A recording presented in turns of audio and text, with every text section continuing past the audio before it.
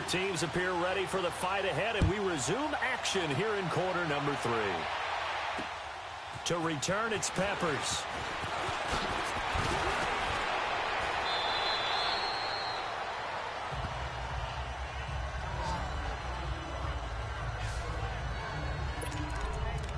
Here's the Browns offense now getting set to start off this third quarter. They're down here, but very much in this game. What's the tonality of a coach's talk when a game is within striking distance like this at intermission? Typically, what they're doing is emphasizing the things that went well in the first half and wanting more of that. Sure, you've got to go over some of the errors and clean up some things because there's a reason you're down. But overall, I think they want to stay positive, stay up with this team. We're just starting the second half, and we've got the football. Let's go ahead and punch it in, and then we'll take it from there. See how that recipe works.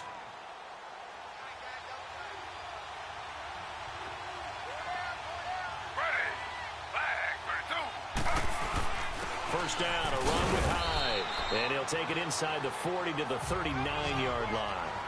Give him 3 on first down. It'll set up a 2nd and 7. I have to think a major focus of the halftime meetings had to be figuring out how to create space for the running game to get operating. Well, what you pointed out to me at half seems accurate. That line has struggled to sustain blocks. Yeah, I would agree with that totally. They've got to focus on staying on their double teams at the first level, make sure that block's secured. And for a third time tonight, he's intercepted. Picked off by the Alabama man, Dre Kirkpatrick. And he's able to bring it out 5 yards shy of midfield to the 45-yard line.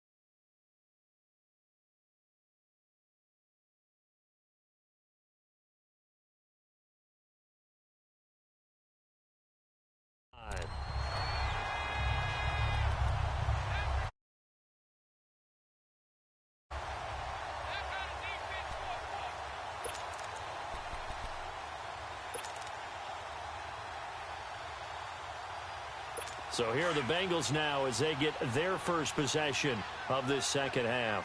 We have not seen much on offense from either side. These last few drives, it has been a struggle, hasn't it?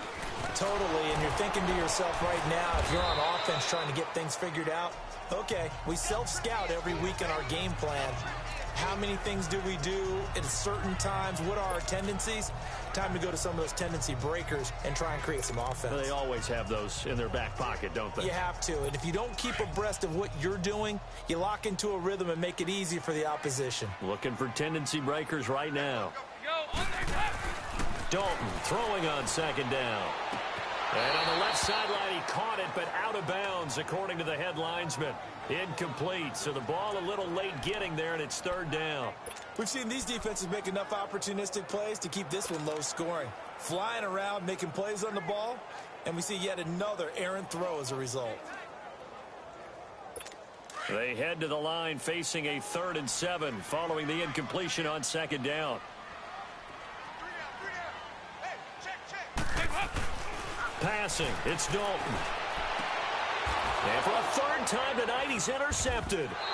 Picked off by Terrence Mitchell. And they are going to set up shop at the 32-yard line. Switching gears for a second, because you and I were talking earlier. We had some odd games in week 1. I don't think anything, though, takes the cake quite like that game in Miami.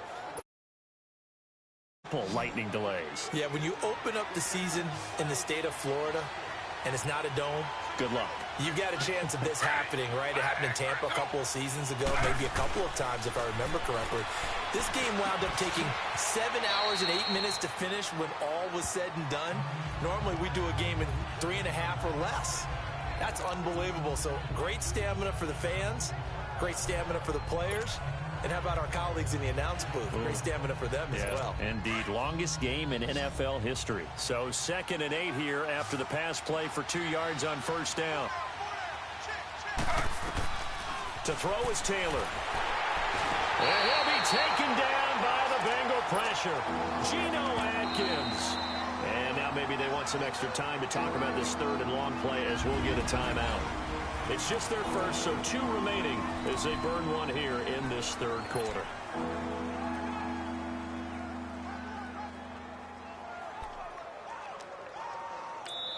And now the Bengal defense here calling a timeout. It's just their first, so 2 remaining as they burn one here in this third quarter.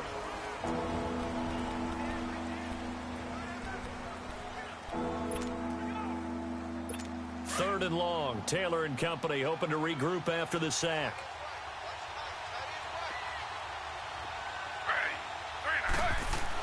And that is incomplete. The linebacker, Preston Brown, there tonight. Offense that continues to struggle to sustain a drive. Looks like they're just totally out of sync, whether they're running the ball, passing the ball like we saw there. I don't know. The rhythm seems off. And he gets this away, and look at this. This is a good one. Taken in at the 11. Good blocking there, nearly sprung him. As it is, it'll go as a 19-yard return. And the Bengals will take over here, 1st and 10. Cincinnati now ready to take the field. And both of these defenses have been stifling these last few drives offensively. Just not able to get anything going, so what needs to change? I think a lot of the guys will go back and review, so to speak, because everyone has someone assigned to how did each play work. Okay, what did we use that kind of worked for us during this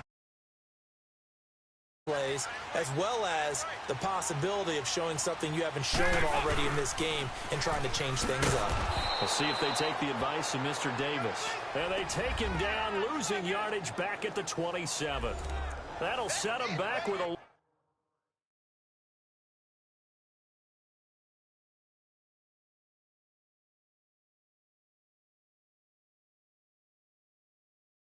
loss of 3 on the play, and it'll bring up a 2nd and 13.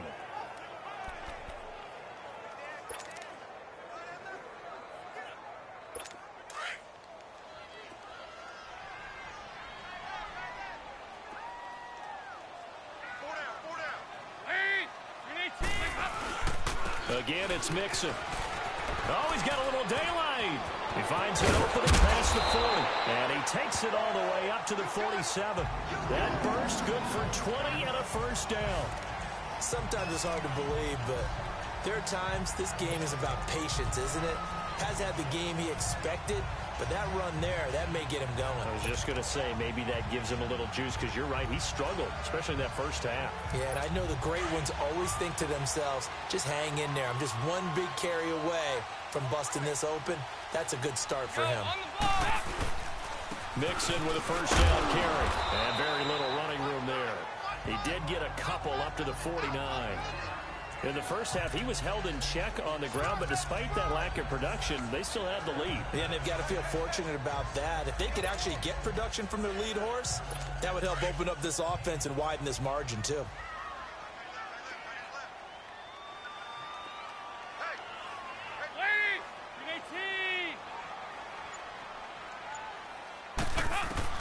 And now to the air, Dalton.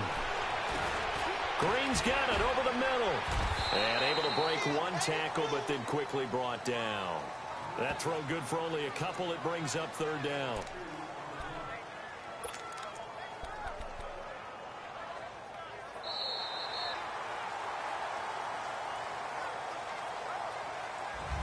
Back now in Cincinnati.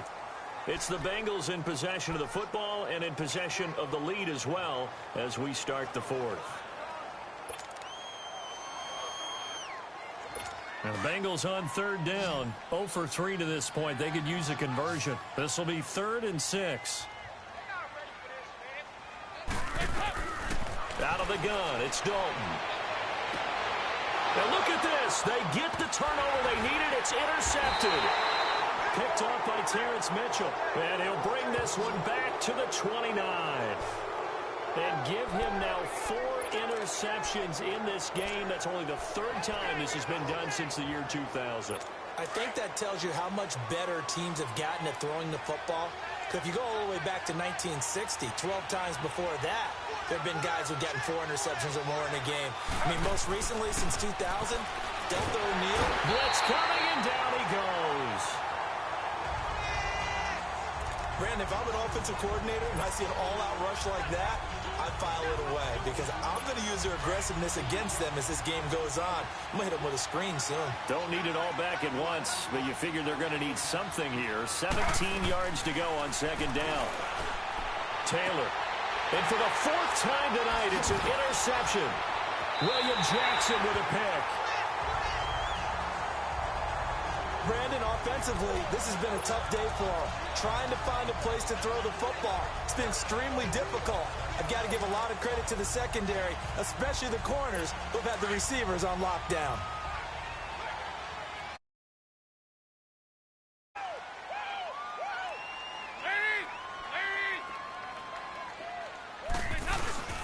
Dalton with a give here to Mixon. And he gets stopped up at the 31 after a gain of maybe a yard. Got to figure now, after getting that turnover, they're just going to be happy to keep the ball on the ground, right? This is where covering the football, taking care of the ball, all the ball security terms that have ever been used, they come into play for the guys on offense right now. Just take care of it, and they've got a good chance of ending up winning this game.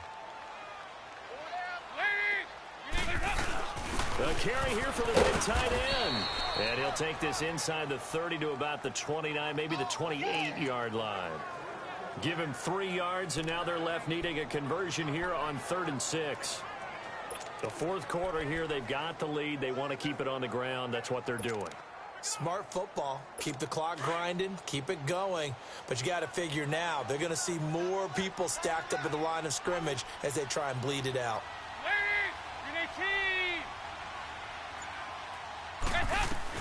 3rd down, a shot here for Dalton.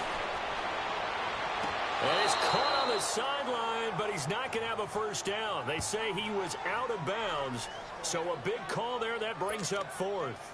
Well, this at least is the right idea. I think they've got to get the tight end more involved. He had just 1 target in the first half, incomplete. Now incomplete here with the first target of the second half. Yeah, should not stop them at all from going back to him, though. Find him. Find him. I don't think this will even, nope, it doesn't even get there.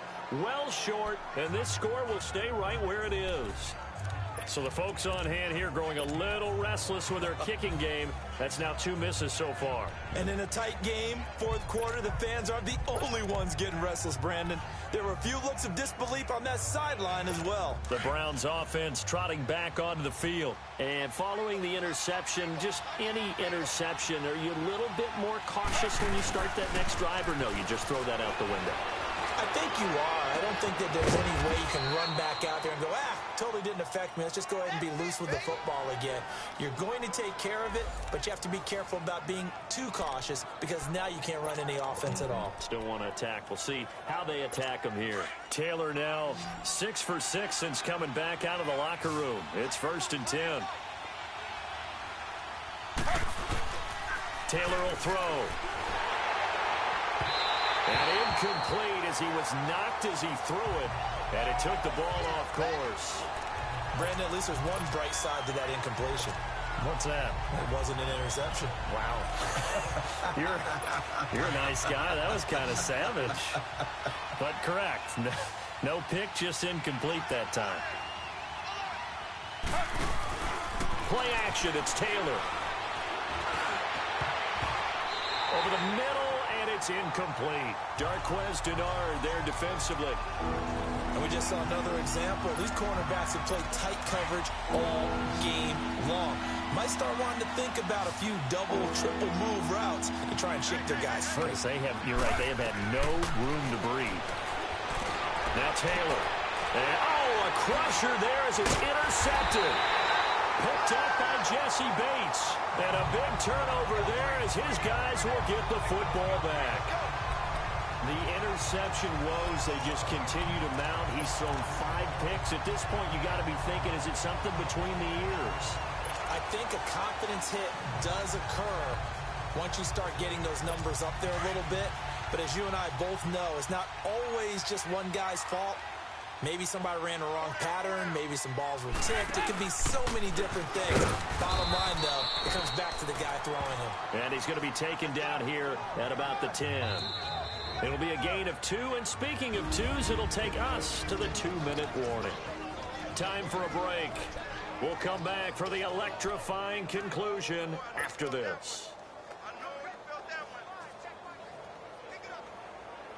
So the Bengals in possession of the football here as we get you reset. And let's see what they've come up with offensively after having time to talk it over. On second down, here's Mixon. And some room for him there as he'll take this up to about the 15. Call it a gain of 5 there on the run, but they'll remain a yard or 2 short here with third down coming up. And this is an absolutely big third down that's been set up here, partner, and there's no other way to put it. The defense has to get a stop here if they have any hopes of winning this game. Has to. You said big third down. I'd put the word big in capital letters here.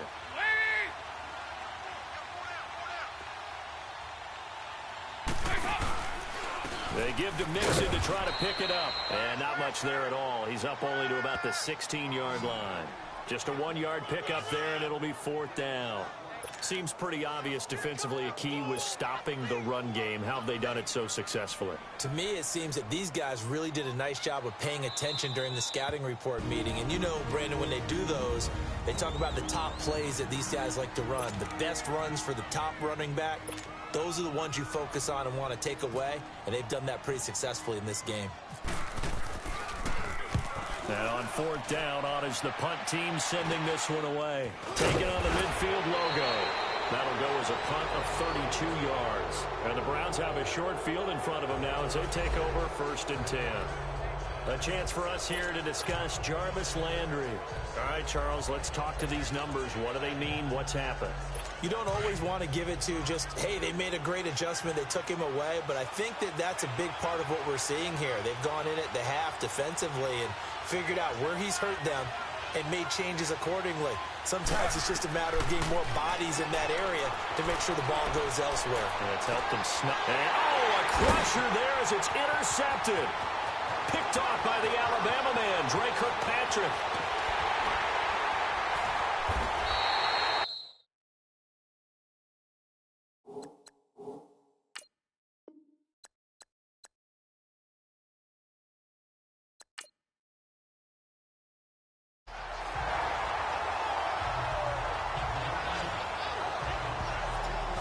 And that gives him now 3 interceptions in the game. Well, someone's locked into what they're trying to get done in the passing game. When was the last time we had someone get 3 in a contest? 2011, wasn't it? Kurt Coleman. Oh, yeah, that's then right. With the Eagles. That's right. Then with the Eagles, and I believe it was against Washington and Rex Grossman. That's correct.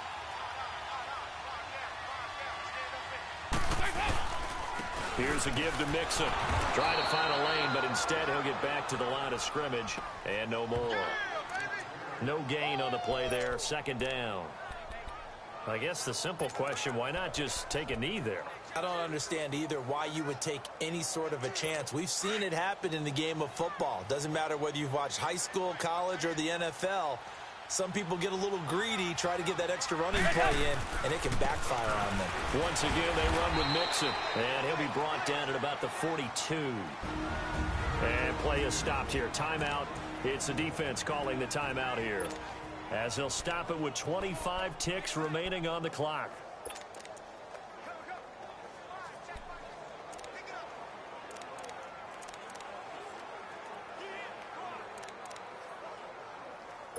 The first down line at the 34 here on third down.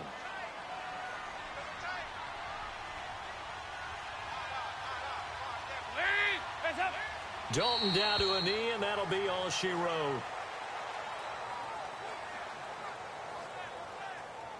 I don't know about you, partner, but watching them take the knee there and finish this one off, I feel like I'm going to be sore tomorrow. This was one bruising affair. Low scoring, but my kind of football. Not a work of art, but maybe in your world, a little bit of a work of art. You like the defensive side. I thought it was pretty. I can't help myself. I thought it was pretty. And it ends in a kneel down as the clock rolls down to zeros. Well, Charles, the old saying, the old cliche, if you will, points at a premium. That certainly applied here, didn't it? And that almost felt like open up a time capsule, didn't it? Old school football, low scoring, close game. What a way to fit. If the squad ain't with me, then it ain't right. Yeah. Hey, oh, whoa, whoa, whoa. Yeah. Hey, yeah. Hey, hey, hey, hey.